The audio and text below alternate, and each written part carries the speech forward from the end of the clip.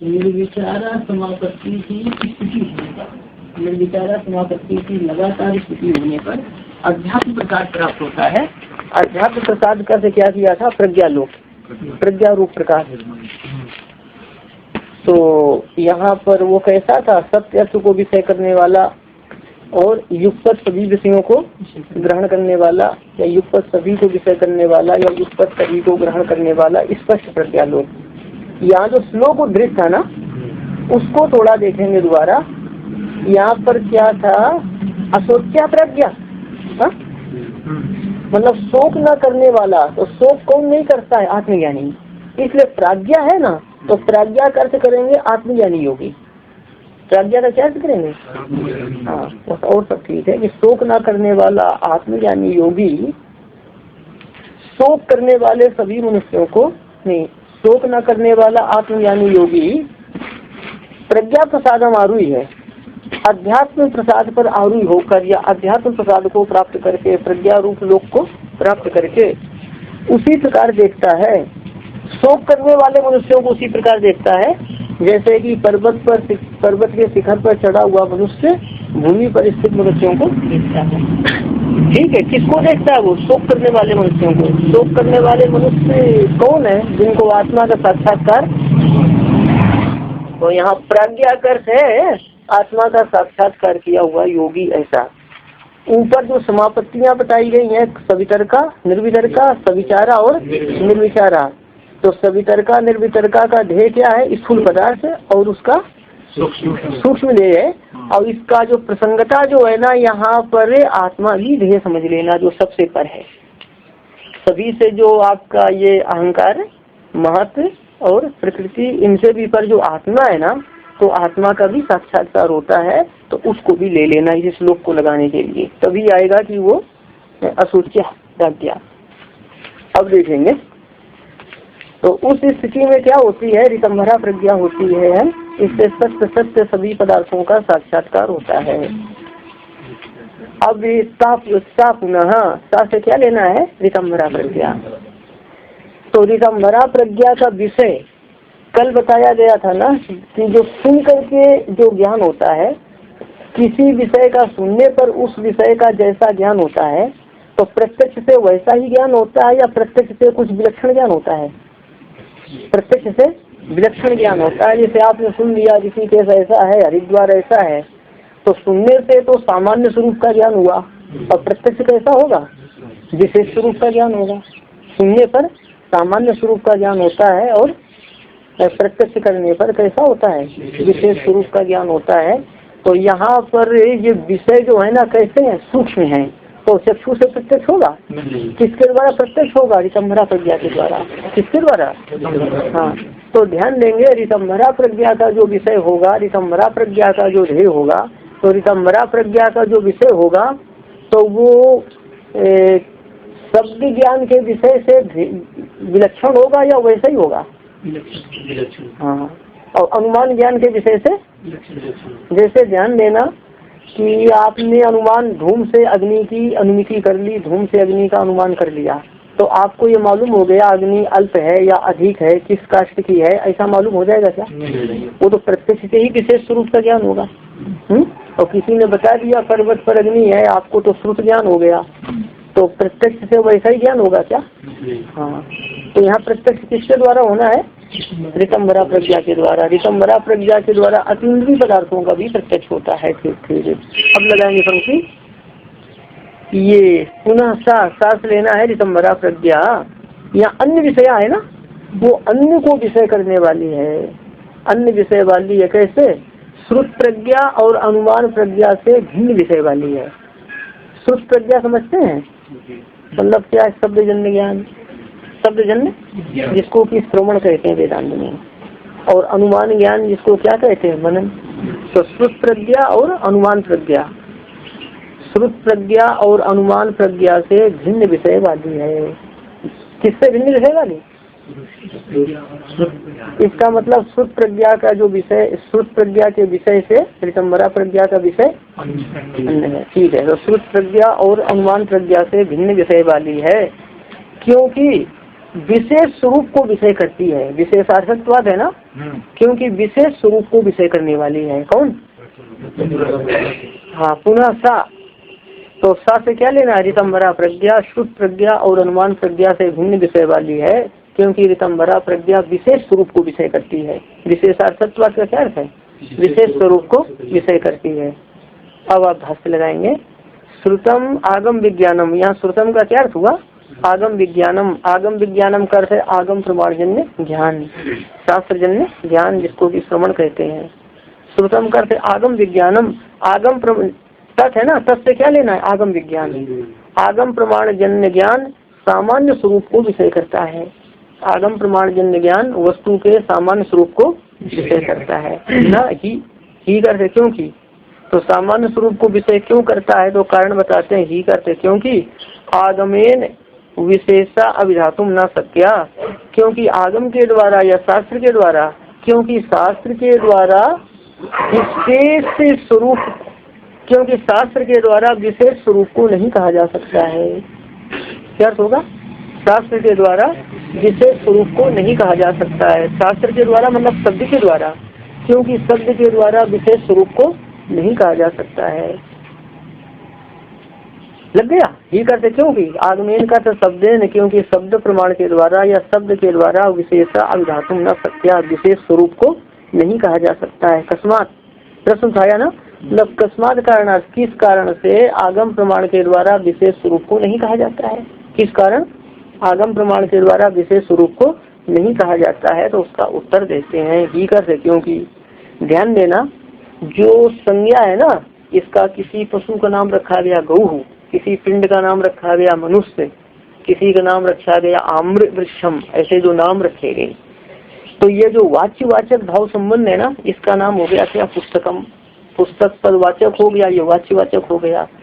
तो जो वाच्यवाचक भाव संबंध से जिस वस्तु का बोध होता है, तो सामान्य वस्तु सामान्य रूप से बोध होता है, विशेष रूप से सामान्य रूप से। गौ कहने से गो सामान्य का बोध हो गया।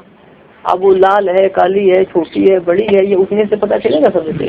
तो वही पंक्ति लगाइए। ही करते क्योंकि ही शब्द विशेषण कृत संकेता न, क्या कहेंगे? ही शब्द विशेषण कृत संकेता न, पंक्ति लगाइए। क्योंकि शब्द विशेष के द्वारा कृत संकेत नहीं है। शब्द लगाएंगे यहाँ पर। विशेषण का अर्थ है विशेष अर्थेन सह, विशेषण अर्थेन सह, शब्द विशेष अर्थ के साथ कृत संकेत नहीं है, मतलब वाच्यवाचक भाव संबंध वाला नहीं है। क्या अर्थ होगा? शब्द विशेष अर्थ के साथ वाच्यवाचक भाव संबंध वाला, शब्द अर्थ के साथ वाच्यवाचक भाव संबंध वाला होता है ना, शब्द अर्थ के साथ वाच्यवाचक भाव संबंध वाला होता है। अर्थ के साथ वाच्यवाचक भाव संबंध वाला कौन है? हाँ, अर्थ के साथ वाच्यवाचक भाव संबंध वाला शब्द है, लेकिन वही विशेष अर्थ के साथ वाच्यवाचक भाव संबंध वाला है क्या? तो पंक्ति लगाएंगे। ही करते क्योंकि शब्दाकर शब्द विशेषण कर विशेषण अर्थहीन सहा, क्योंकि शब्द विशेष अर्थ के साथ वाच्यवाचक भाव संबंध वाला नहीं है। अभिप्राय आया समझ में? हाँ, लग जाएगा। शब्द विशेष के साथ किस संकेत नहीं है, मतलब शब्द विशेष अर्थ के साथ वाच्यवाचक भाव संबंध वाला नहीं है। हाँ, वाच्यवाचक भाव संबंध तो सामान्य अर्थ के साथ होता है, विशेष अर्थ को जानने के लिए प्रत्यक्ष की आवश्यकता है। तथा उसी प्रकार से अनुमान प्रज्ञा, अनुमानम का अर्थ क्या करेंगे? अनुमान प्रज्ञा या अनुमान ज्ञान या अनुमान प्रमाणजन्य ज्ञान कर लेना। उसी प्रकार अनुमान ज्ञान सामान्य वस्तु को विषय करने वाला है। उसी प्रकार अनुमान ज्ञान सामान्य स्वरूप को ही विषय करने वाला है। किसको? सामान्य स्वरूप को ही विषय करने वाला है। अब बताते हैं। यत्र प्राप्ति, यत्र का अर्थ है जिसमें, जिसमें प्राप्ति का अर्थ है देशांतर की प्राप्ति, जिसमें देशांतर की प्राप्ति होती है। तत्र गति का अर्थ है उसमें गति की अनुमिति होती है, उसमें गति की मतलब गति का अनुमान होता है। ध्यान देना, ये है ना, ये वस्तु यहाँ है। अब यहाँ से यदि ये यहाँ आ जाए, जैसे आप ऋषिकेश से यहाँ चलकर आए तो देशांतर की प्राप्ति हुई ना आपने, ये यहाँ से यहाँ आई तो इसमें क्या होगी, देशांतर की। तो जिसमें देशांतर की प्राप्ति होती है उसमें किसका ज्ञान होता है, गति का। ये यहाँ से यहाँ आ गई, देशांतर की प्राप्ति हुई तो क्या मालूम हो गया इसमें। तो पंक्ति ऐसे लगेगी, यत्र प्राप्ति जिसमें देशांतर की प्राप्ति होती है, जिसमें तत्र का अर्थ है उसमें, गति का अर्थ है गति अनुमित होती है। गति अनुमित समझते हैं, अनुमिति ज्ञान के विषय को क्या कहते हैं, अनुमित। जिसमें देशांतर की प्राप्ति होती है उसमें गति अनुमित होती है या उसमें गति की अनुमिति होती है। पंक्ति लगेगी, यत्र न प्राप्ति कि जिसमें देशांतर की प्राप्ति नहीं होती है उसमें गति अनुमित नहीं होती है या उसमें गति की अनुमिति नहीं होती है। जैसे हिमालय है तो उसको देशांतर की प्राप्ति होती है तो उसमें गति की का ज्ञान होगा आपको। हाँ, इति उक्तम ऐसा कहा जाता है, ऐसा हाँ, न गति इति उक्तम। अनुमानेन च सामान्यन उपसंहारा, और अनुमान के द्वारा सामान्य रूप से अर्थ का बोध कराकर, और अनुमान के द्वारा सामान्य रूप से अर्थ का बोध कराकर उपसंहारा का अर्थ है वह अनुमान चरितार्थ हो जाता है। अनुमान के द्वारा सामान्य रूप से अर्थ का बोध कराकर अनुमान चरितार्थ हो जाता है। चरितार्थ हो जाता है मतलब अनुमान का कार्य समाप्त हो जाता है। अनुमान के द्वारा सामान्य रूप से अर्थ का बोध कराकर उसके कार्य की समाप्ति हो जाती है। उपसंहारा का अर्थ है उसके कार्य की, किसके कार्य की, अनुमान के कार्य की समाप्ति हो जाती है। अच्छा, तस्मात् का अर्थ है उस कारण से, श्रुता अनुमान विषयो, ये एक पद है ये, उस कारण से श्रुत ज्ञान मतलब शब्द ज्ञान और अनुमान ज्ञान का विषय न विशेषा कश्चित अस्ति, कश्चित विशेषा न अस्ति। इसका अर्थ हो गया कि आगम जन्य ज्ञान और अनुमान ज्ञान का विषय कोई विशेष स्वरूप नहीं होता है। कश्चित विशेषा न अस्ति, विशेषा करके विशेष स्वरूप। श्रुत ज्ञान मतलब शब्द ज्ञान और अनुमान ज्ञान का विषय कोई विशेष स्वरूप नहीं होता है। कैसा स्वरूप होता है, वस्तु का सामान्य स्वरूप विषय होता है, वस्तु का विशेष स्वरूप विषय नहीं होता है। अब ध्यान देंगे, न च अस्य सूक्ष्म व्यवहित विप्रकृष्ट से वस्तुनो लोक प्रत्यक्षण ग्रहणम अस्ति। अभी दो प्रमाणों की बात आई, शब्द प्रमाण और अनुमान प्रमाण। प्रमाण शब्द जिन्होंने पहले से पढ़ रहे हैं तो प्रमाण शब्द का प्रयोग यहाँ पर ज्ञान के लिए है ना, जिसको कि अन्य दर्शनों में व्यवसाय ज्ञान कहते हैं, क्योंकि प्रमाण वृत्ति मानी गई है ना। हाँ, तो अभी जो है ना यहाँ किसकी बात आई है, ये शब्द प्रमाण और अनुमान प्रमाण की। अब प्रत्यक्ष प्रमाण को बता रहे हैं।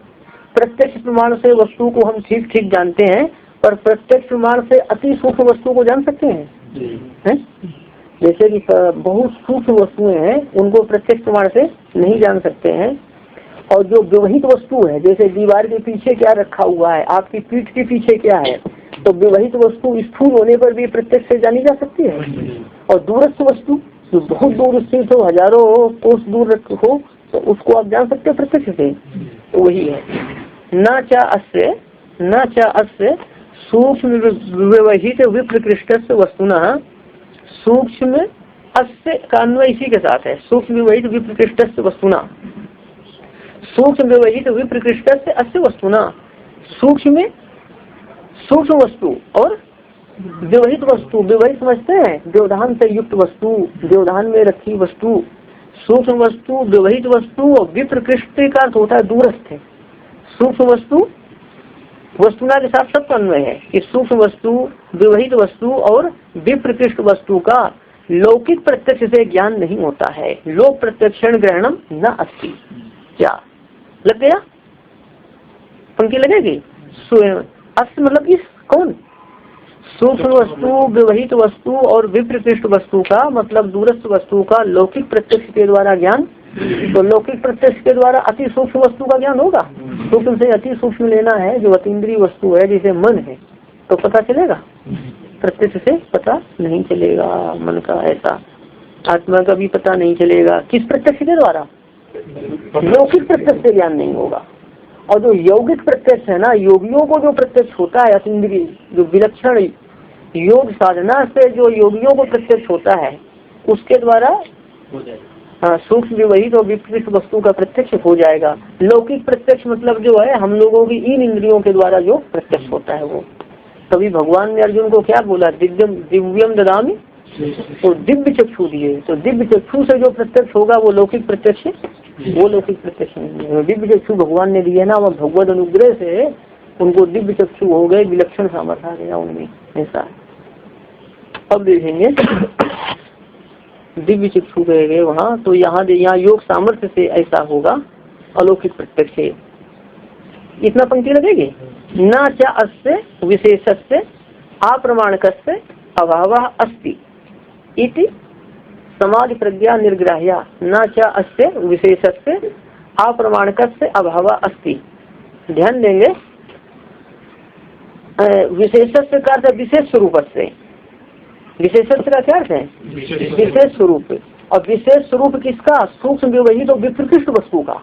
विशेष स्वरूप किसका, सूक्ष्म व्यवहित और विप्रकृष्ट वस्तु का विशेष स्वरूप लौकिक प्रत्यक्ष से ग्राह्य है, लौकिक प्रत्यक्ष से जानने योग्य है, अनुमान से जानने योग्य है, शब्द प्रमाण से जानने योग्य है। तो तीन इसमें प्रमाण नहीं हुए। कौन, लौकिक प्रत्यक्ष। प्रत्यक्ष से कौन सा, लौकिक प्रत्यक्ष, लौकिक नहीं, अनुमान एक ही प्रकार का है। अनुमान जो दो भेद नहीं है। प्रत्यक्ष को बता दिया, इन इंद्रियों के द्वारा जो प्रत्यक्ष होगा वो लौकिक प्रत्यक्ष है, और योग साधना के द्वारा जो प्रत्यक्ष होगा वो अलौकिक प्रत्यक्ष होगा। तीन प्रमाण तीन और लौकिक प्रत्यक्ष अलग है। नहीं ना, लोक सामान्य रूप से प्रत्यक्ष प्रमाण तो लौकिक प्रत्यक्ष को ही कहा जाएगा। सामान्य रूप से प्रत्यक्ष प्रमाण किसको कहेंगे, मतलब प्रत्यक्ष के दो वेद कर लो, लौकिक प्रत्यक्ष और अलौकिक का मतलब योगी को होने वाला प्रत्यक्ष, रितंबरा प्रज्ञा से होने वाला प्रत्यक्ष। पता ही समझ में। हाँ, न्याय में कितने प्रत्यक्ष माने? नहीं, देखो प्रत्यक्ष प्रमाण चार माना है। प्रत्यक्ष उसमें इंद्रियों को ही प्रत्यक्ष प्रमाण न्याय में कहा गया है। प्रत्यक्ष प्रमाण किसको कहा गया, इंद्रियों को कहा गया है। हाँ, अब देखेंगे तो वहाँ भी लौकिक अलौकिक तो विभाग न्याय में भी करते हैं। योग प्रत्यक्ष माना है। हाँ, माना है, अलौकिक सन्निकर्ष में माना है। अब ध्यान देंगे तो ये तीन प्रमाण हुए इसमें। कौन, लौकिक प्रत्यक्ष, अनुमान और शब्द। तो अप्रमाणकस से अस्य विशेष से मतलब ये प्रमाण रहित। अप्रमाणकस का क्या अर्थ है, प्रमाण रहित। कौन, किस किस प्रमाण से रहित, लौकिक प्रत्यक्ष प्रमाण से रहित, शब्द प्रमाण से रहित और अनुमान प्रमाण से, तीन प्रमाणों से रहित है ना। कहते हैं प्रमाण रहित अस्य विशेष से, प्रमाण रहित इस विशेष स्वरूप का। प्रमाण रहित विशेष स्वरूप किसका, सूक्ष्म व्यवहित और विप्रकृष्ट वस्तु का। प्रमाण रहित इस विशेष स्वरूप का अभाव अस्ति। अभाव होता है क्या, ध्यान देना कि जिसका लौकिक प्रत्यक्ष से जिस वस्तु का ज्ञान न हो और अनुमान प्रमाण से जिस वस्तु का ज्ञान न हो, शब्द प्रमाण से जिस वस्तु का ज्ञान न हो, तो उसका अभाव होता है क्या, नहीं होता है ना। अब पंक्ति लगाइए, विशेष स्वरूप को लेकर कहा है कि सामान्य स्वरूप का अनुमान और शब्द से ज्ञान तो हो जाएगा, विशेष स्वरूप का ज्ञान होगा क्या। तो पंक्ति लगाएंगे कि इन तीन प्रमाणों से रहित सूक्ष्म व्यवहित और विपकृष्ट वस्तु के विशेष स्वरूप का अभाव है। तो अभावा न अस्ति, अभावा पंक्ति लग जाएगी कि लौकिक प्रत्यक्ष, अनुमान और शब्द इन तीन प्रमाण से रहित विशेषत्व का अर्थ क्या करेंगे, सूक्ष्म व्यवहित और विपकृष्ट वस्तु के विशेष स्वरूप का अभावा न अस्ति, अभाव नहीं है। तो फिर किसके द्वारा उस वस्तु का ज्ञान होगा, तो इसी का अर्थ इसलिए इस प्रकार समाधि प्रज्ञा निर्ग्राह्या, इस समाधि प्रज्ञा के द्वारा ग्राह्य है, समाधि प्रज्ञा के द्वारा ग्रहण करने योग्य है। कौन, विशेष स्वरूप। किसका विशेष स्वरूप, सूक्ष्म व्यवहित और विपकृष्ट वस्तु का। और जो वस्तु स्थूल हो, व्यवहित न हो, विपकृष्ट न हो, तो वो उसका विशेष स्वरूप किसके द्वारा ज्ञात होगा, लौकिक प्रत्यक्ष के द्वारा। पंक्ति लग गई। तो समाधि प्रज्ञा के द्वारा निर्ग्राह्य है, कैसे ग्रहण करने योग्य है। समाधि प्रज्ञा कौन, वितंबरा प्रज्ञा। अच्छा, पंक्ति लगी। इसलिए समाधि प्रज्ञा से, समाधि प्रज्ञा के द्वारा ही ग्राह्य, समाधि प्रज्ञा के द्वारा ही ग्राह्य वह विशेष स्वरूप होता है, ऐसा है ना। समाधि प्रज्ञा के द्वारा ही ग्राह्य वह विशेष स्वरूप होता है। आप कहते हैं विशेष स्वरूप किसका, हाँ, अब यहाँ पर बताते हैं भूत सूक्ष्मगता, चाहे वो विशेष स्वरूप भूत सूक्ष्म का हो, भूत सूक्ष्मता करते भूत सूक्ष्म में विद्यमान, चाहे विशेष स्वरूप भूत सूक्ष्म का हो। भूत सूक्ष्म का अर्थ है यहाँ पर तन्मात्राएं, और वो उपलक्षण सभी का हो जाएगा। किसका? इंद्रियों का, अहंकार का, और का महत्व का, प्रकृति का, सबको उपलक्षण हो जाएगा। चाहे वो अतीन्द्रिय भूत सूक्ष्म आदि पदार्थों का विशेष स्वरूप हो अथवा पुरुष का स्वरूप विशेष हो। पुरुष का से आत्मा, आत्मा के लिए सांख्य योग शास्त्र में किस शब्द का प्रयोग किया जाता है? हाँ, द्वाइमो पुरुषो लोके, गीता में पुरुष शब्द का प्रयोग आया है कि अथवा वो आत्मा में विद्यमान विशेष स्वरूप हो, आत्मा का विशेष स्वरूप हो। किसके द्वारा ग्राह्य होगा? वो समाधि प्रज्ञा के द्वारा। तस्मात् कर है इस कारण से। श्रुतानुमान प्रज्ञाभ्याम अन्य विषया, ये सूत्रार्थ यहाँ पर आ गया। श्रुतानुमान प्रज्ञाभ्याम अन्य विषया की श्रुत प्रज्ञा और अनुमान प्रज्ञा से भिन्न विषय वाली सा प्रज्ञा से क्या लेना है? ऋतंभरा प्रज्ञा है। श्रुत प्रज्ञा और अनुमान प्रज्ञा से भिन्न विषय वाली ऋतंभरा प्रज्ञा है, क्योंकि वह विशेष स्वरूप को विषय करती है। विशेष स्वरूप को, विशेष स्वरूप को विषय करती है। विषय करती है मतलब बोध कराती है। विशेष स्वरूप का बोध कराती है। विशेष स्वरूप को विषय करती है मतलब विशेष स्वरूप का बोध कराती है। अच्छा, अब देखो ये ऋतंभरा प्रज्ञा का वर्णन हो गया ना, तो ये बहुत जरूरी है, इसके बिना कुछ नहीं होता है ना। मनन और श्रवण, अब ध्यान देना, मनन में यदि युक्ति और हेत्वाभास का ही प्रयोग जीवन भर करता रहे तो कोई साधना होगी क्या? जिन्होंने न्याय शास्त्र पढ़ा उन हेत्वाभास को कहते हैं, इसका मनन में उपयोग है न्याय शास्त्र का, अनुमान का। और खूब हेत्वाभास का प्रयोग करते रहे तो कभी कल्याण होगा क्या? कुछ नहीं है जी, तो है ना। इसलिए सही सही अर्थ ग्रंथों को पढ़ना चाहिए। हाँ, पूरा न्याय शास्त्र का बोलते हैं मनन में उपयोग है। 12 साल पढ़ने पर भी क्या मालूम होता है? यत धूमा तत्र वन्य, इतना ही लिखता है। 12 साल लोग तक यही पढ़ता रहता है उसका, और उनका ही अनुकरण करके सब जो है, जो मीमांसा या और वेदांत के ग्रंथ भी सब कर बना डाले उसी भाषा में, तो उससे क्या होना है? कुछ नहीं होना है इससे। इसके अच्छा ईश्वर का भजन करने से तो बहुत कल्याण होता है।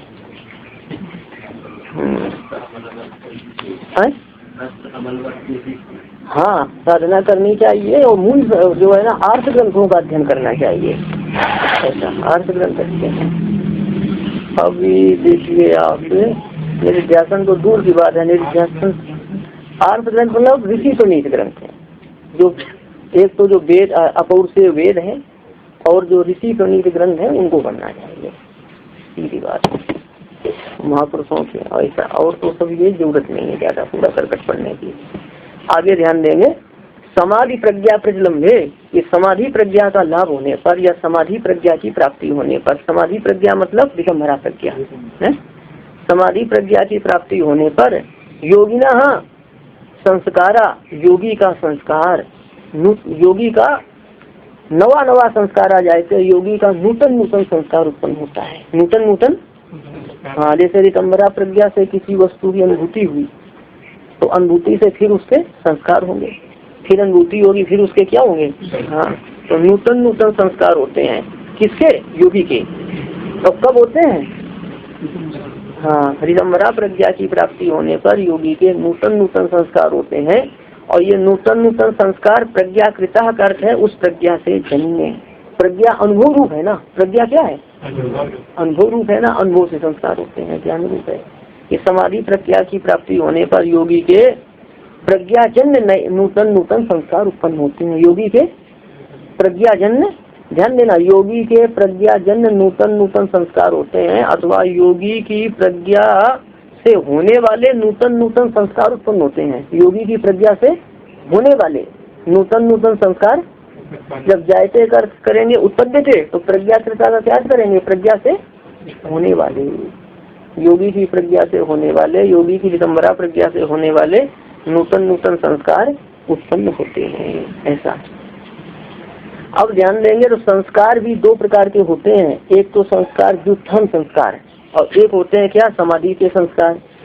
समाधि प्रज्ञा से संस्कार होते हैं तो वो कैसे? एकाग्रता की ओर। समाधि प्रज्ञा का संस्कार का जब उदय होगा तो व्यक्ति एकांत में बैठना चाहेगा, गप छोड़ना चाहेगा, ईश्वर का चिंतन करना चाहेगा, ध्यान में बैठना चाहेगा। ये किन संस्कारों से होगा?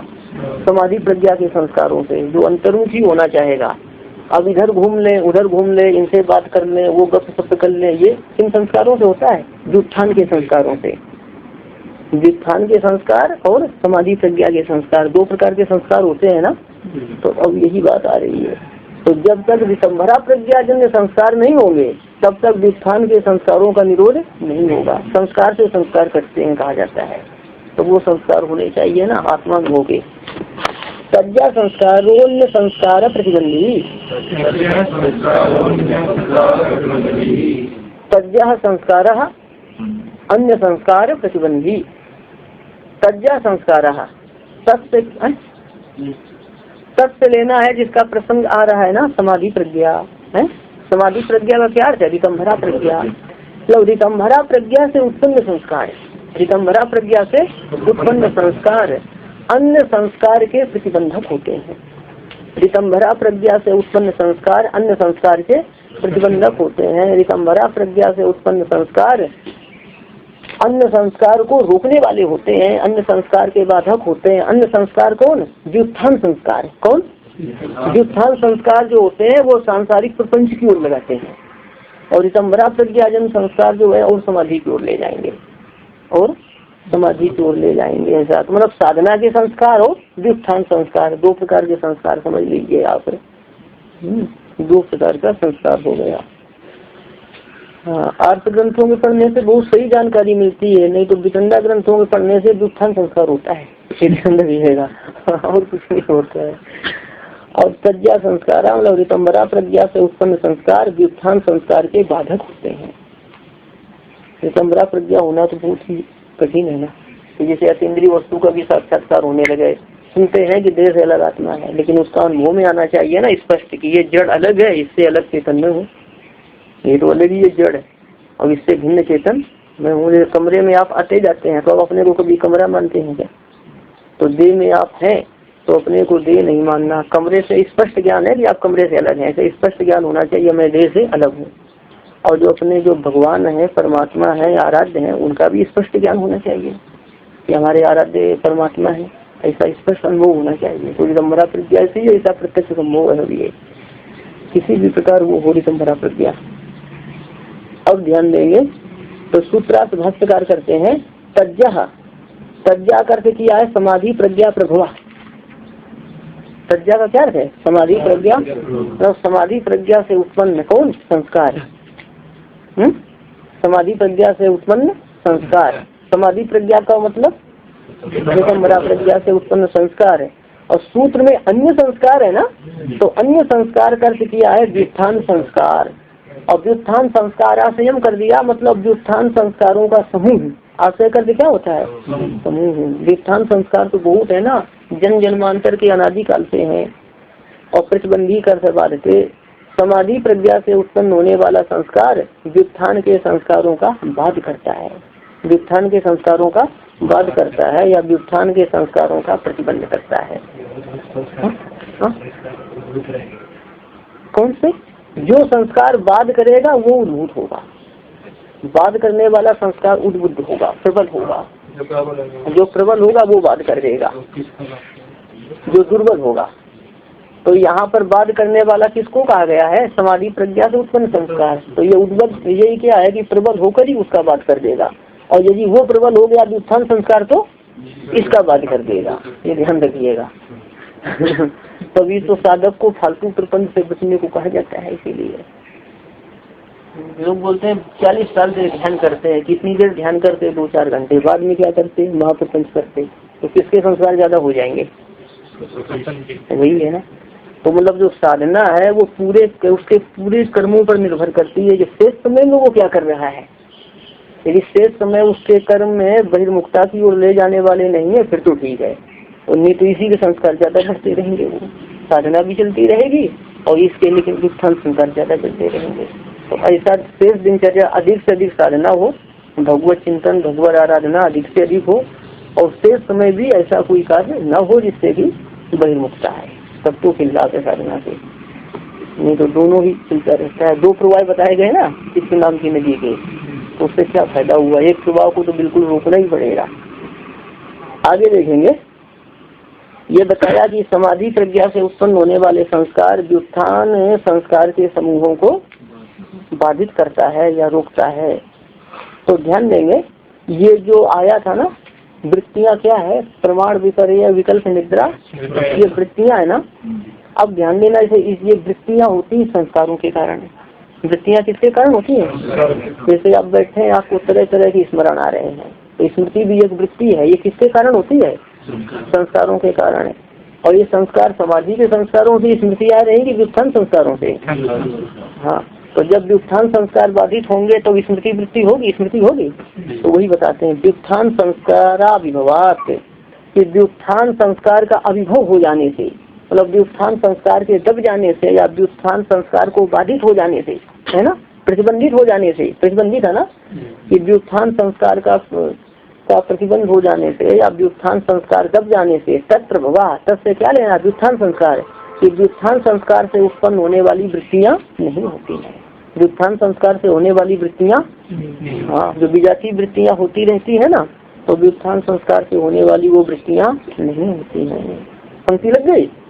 हाँ, अच्छा, स्पष्ट पंक्ति।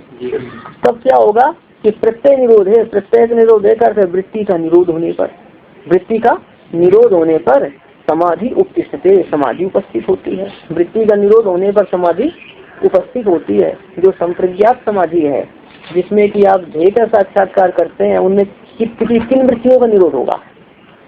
राजस और तामस।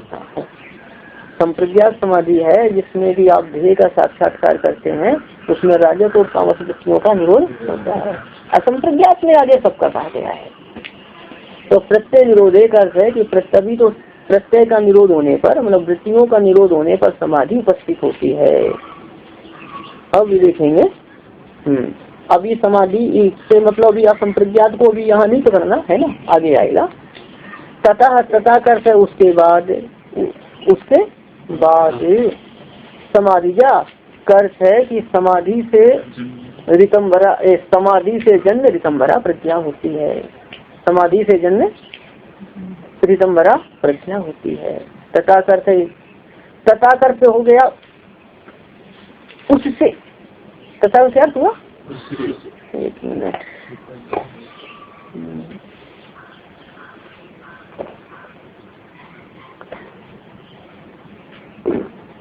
यहाँ समाधि उपस्थित होती है ना, तो तथागत होगा समाधि के उपस्थित होने से।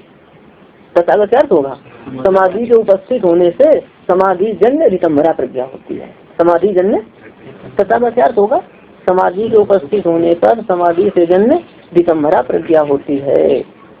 और फिर तथा गया ना, तो इसका अर्थ होगा ऋतंभरा प्रज्ञा के होने पर। तथागत अर्थ होगा ऋतंभरा प्रज्ञा के होने पर, ऋतंभरा प्रज्ञा से जन्य संस्कार होते हैं। ऋतंभरा प्रज्ञा के होने पर ऋतंभरा प्रज्ञा से जन्य संस्कार होते हैं। इस प्रकार नूतन संस्कार समूह उत्पन्न होता है। नूतन संस्कार समूह, ये औतरणिका में था ना, समाधि प्रज्ञा प्रचलन योगिना प्रज्ञाकृता संस्कारों नवो जायते, वही हो गया है ना। इस प्रकार नूतन संस्कार समूह उत्पन्न होता है। प्रज्ञाकृता था ना वहाँ पर। अच्छा, कहाँ गया आगे? ततश्च प्रज्ञा, ततश्च मतलब उसके होने पर, किसके होने पर? संस्कार समूह के होने पर।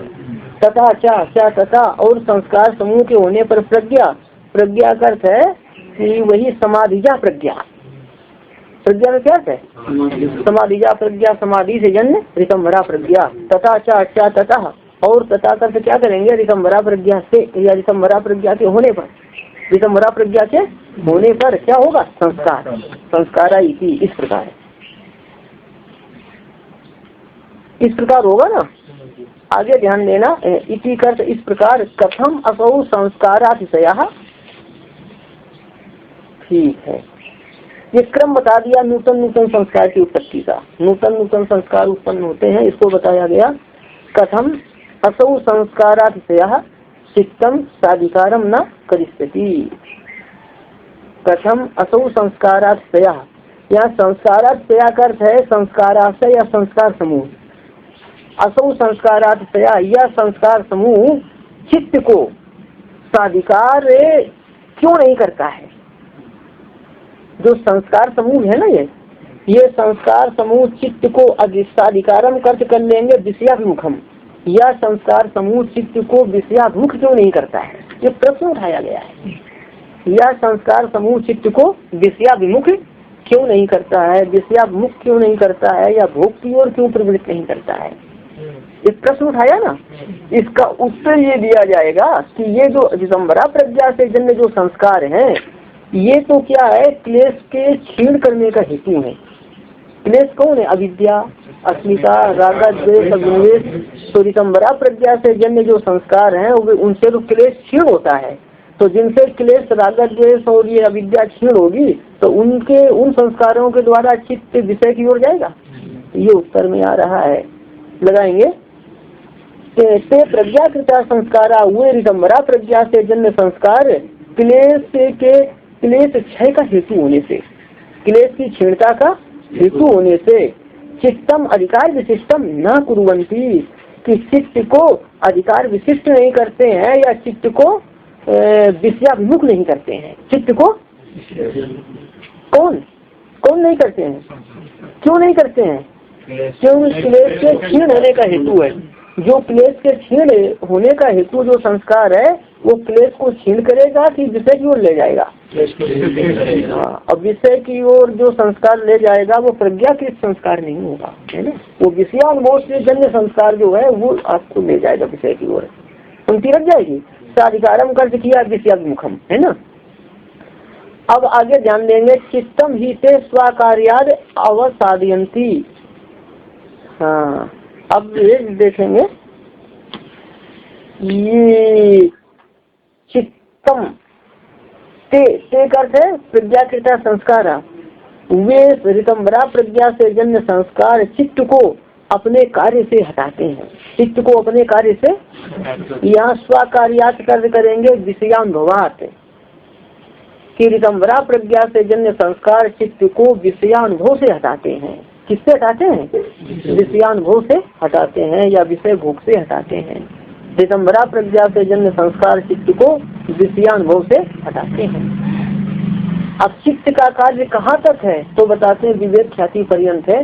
सब कुछ चित्त का ही कार्य है, भोग और मोक्ष ये दोनों कौन करता है, चित्त का कार्य है भोग को देना और मोक्ष को देना। कैसे, चित्त जो है ना अनादि काल से क्या है कि भोग ही तो उपस्थित करता रहा है। तो चित्त कैसे भोग उपस्थित करता है कि चित्त की वृत्ति, चित्त ही तो क्या होता है, विषयाकार होता है। चित्त कैसा होता है, तो फिर सुखाकार दुखाकार कौन होता है, चित्त ही जो है ना विषयाकार होता है। और विषयाकार हो तो ध्यान देंगे विषय किसमें प्रतिबिंबित होते हैं, तो विषय में चित्त में प्रतिबिंबित जो विषय होते हैं उनको फिर कौन ग्रहण करता है, पुरुष उनको अपने में मानता है ना। बुद्धि में प्रतिबिंबित जो विषय हैं उनको पुरुष अपने में मान लेता है। तो इस प्रकार क्या है कि चित्त जो है ना ये सुख दुख रूप भोग किसको प्रदान कर रहा है, चित्त तो बुद्धि एक ही है। मतलब जो है चित्त या बुद्धि ये जो है सुख दुख रूप भोग किसको प्रदान कर रहा है, पुरुष को। तो चित्त सुख दुख रूप भोग पुरुष को प्रदान करता है और चित्त ही क्या करता है, मोक्ष प्रदान करता है। तो जो संसार की ओर लगा हुआ चित्त है वो तो भोग प्रदान करता है और जो मोक्ष की ओर लग जाए तो हाँ। तो ध्यान देना मोक्ष की साधना भी चित्त के बिना संभव है क्या, तो चित्त के दो कार्य हैं, भोग और अपवर्ग। तो भोग तो जन्म जन्मांतर से चल ही रहा है, अब क्या शेष रहता है, अपवर्ग। और अपवर्ग किससे होता है, विवेक ख्याति से। विवेक ख्याति जिसको कि आत्मज्ञान दूसरे शास्त्रों में कहते हैं ना, तो आत्मज्ञान के लिए ही सांख्य योग शास्त्र में विवेक ख्याति, सत्य पुरुषान्यता ख्याति ये शब्द आते हैं। मतलब ये है कि बुद्धि से भिन्न आत्मा का ज्ञान, जड़ पदार्थ से भिन्न अपनी आत्मा का ज्ञान, ये है विवेक ख्याति। तो बुद्धि के साथ तादात्म्य होने के कारण बुद्धि से भिन्न अपने को जानना कठिन है। पंक्ति लगाएंगे, एक अर्थ है वे संस्कार नहीं ख्याति परिवसानम ही चित्त के सितम इति, क्योंकि विवेक ख्याति पर्यंत चित्त का कार्य है। ख्याति से लेना विवेक ख्याति, क्योंकि विवेक ख्याति पर्यंत क्या है, चित्त का कार्य है। चित्त का कार्य कहाँ तक है, विवेक ख्याति पर्यंत है, तो वहाँ तक इसका कार्य है। चित्त चेष्टितम, चेष्टितम का कार्यम या अधिकारम, विवेक ख्याति पर्यंत चित्त का कार्य है। और देखेंगे किम क्या अस्य भवती, क्या अस्य किम भवती, अस्य तो अस्य से लेना है यहाँ पर अब प्रसंगाया रितंबरा प्रज्ञाजन्य संस्कार का, है ना। 50वें में प्रज्ञा संस्कारा था ना, तो यहाँ पर अस्य से क्या लेना है, रितंबरा प्रज्ञाजन्य संस्कार का। यहाँ संस्कार समूह ले लेंगे। रितंबरा प्रज्ञाजन्य संस्कार का क्या होता है, रितंबरा प्रज्ञा से जन्य संस्कारों का क्या होता है। तो यहाँ पर बताते हैं तस्याप निरोधे सर्व निरोधा निर्वीज समाधि, तस्याप निरोधे। अब ध्यान देंगे कि ये तो बताया रितंबरा प्रज्ञा से जन्य संस्कार व्युत्थान के संस्कारों का प्रतिबंधक होता है। तो रितंबरा प्रज्ञा के खूब संस्कार हैं तो फिर व्युत्थान के संस्कार बाधित हो जाएंगे। तब क्या है, व्युत्थान के संस्कार बाधित होने से अन्य वृत्तियां नहीं होंगी, वो योगी समाधि की ओर लगेगा। समाधि में जो बताया ना, इस स्थूल सूक्ष्म ध्येयों का साक्षात्कार करके वो अहंकार महत् प्रकृति का ध्यान साक्षात्कार करके फिर किसका साक्षात्कार करेगा, अपनी पुरुष का। हाँ, ये बीच के पड़ाव हैं और ये जो बीच के जिनसे भिन्न आत्मा को जानना है तो उनका भी तो साक्षात्कार होना चाहिए। ये सब पहले हो जाता है। तो जब आत्मा का साक्षात्कार हो जाता है तो आत्मा का साक्षात्कार हो जाता है किस समाधि में, संप्रज्ञात समाधि में। और संप्रज्ञात समाधि को क्या माना गया है, ज्ञान रूप। ज्ञानाग्नि सर्व कर्माणि भस्मसात् कुरुते। तो संप्रज्ञात समाधि ज्ञान रूप है, इसी से क्या है, सभी कर्म दग्ध हो जाते हैं। अब योग शास्त्र की प्रक्रिया के अनुसार, अन्य दर्शनों में ऐसा नहीं है आत्मज्ञान के बाद कुछ ऐसा। योग शास्त्र की प्रक्रिया के अनुसार क्या है कि जब आत्म साक्षात्कार हो गया तो योगी कृतकृत हो गया, उसका और कोई प्रयोजन अभी नहीं रहा। तो जब कोई प्रयोजन ही नहीं रहा तब क्या है कि सत्वगुण का कार्य जो ये आपका ये क्या है, ये चित्त सत्वगुण का कार्य है ना। और जो है सात्विक चित्त की वृत्ति ही तो आत्माकार होती है, तो चित्त की सात्विकी वृत्ति का भी निरोध करना चाहता है क्योंकि उससे उसका कोई प्रयोजन नहीं है। तो सात्विकी वृत्ति का भी निरोध कर देता है, आत्माकार वृत्ति का भी निरोध कर देता है। तो इस प्रकार सभी वृत्तियों का निरोध हो जाता है। तो सभी वृत्तियों का निरोध होने से क्या होता है, असंप्रज्ञात समाधि होती है। आरंभ में क्या आया था, अथ योगानुशासनम और योग चित्त वृत्ति निरोधा, चित्त की वृत्ति का निरोध योग है। और हाँ, तब दृष्टा की अपने स्वरूप में स्थिति होती है। अपने स्वरूप में स्थिति किसकी होती है, दृष्टा की। कब होती है, सभी वृत्तियों का निरोध करने पर। और योग चित्त वृत्ति निरोधा में दोनों संप्रज्ञात योग असंप्रज्ञात योग दोनों लिए गए हैं कि एक लिया गया है। हाँ, तो सर्व शब्द नहीं आया है ना। और जब सबका निरोध होने पर क्या होता है, दृष्टा की अपने स्वरूप में होती है। तो सबके निरोध की बात यहाँ पर आ रही है। तस्यात् निरोधे, रितंबरा प्रज्ञाजन्य संस्कार का निरोध होने पर, सबका निरोध हो जाने से निर्विज समाधि होती है। ओम पूर्णमदः पूर्णमिदं पूर्णात् पूर्णमुदच्यते पूर्णस्य पूर्णमादाय पूर्णमेवावशिष्यते।